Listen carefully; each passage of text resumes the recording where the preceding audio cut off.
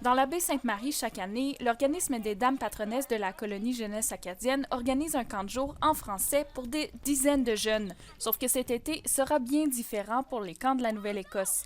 De nombreuses règles doivent être respectées par les organisateurs, dont la distanciation physique et les limites de rassemblement.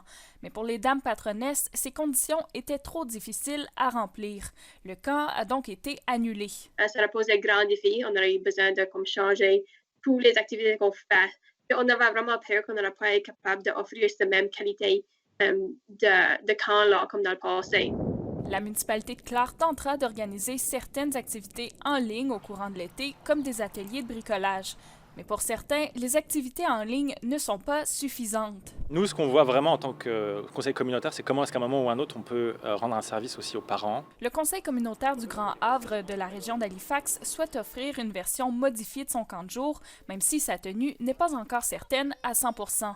Une des options est d'offrir des blocs d'activités de 3 heures par jour maximum. On a déjà identifié des formations qui sont données au niveau même canadien pour essayer de donner des idées d'activités pour ces jeunes-là. Et pour la Fédération des parents acadiens de la Nouvelle-Écosse, peu de programmation, c'est toujours mieux que pas du tout.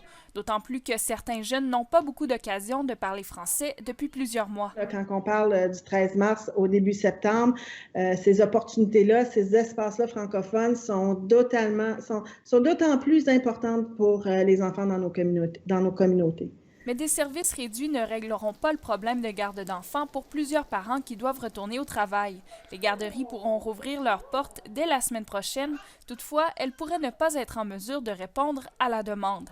Alors que l'économie reprend tranquillement en Nouvelle-Écosse, la situation de la garde d'enfants reste donc un casse-tête pour plusieurs parents.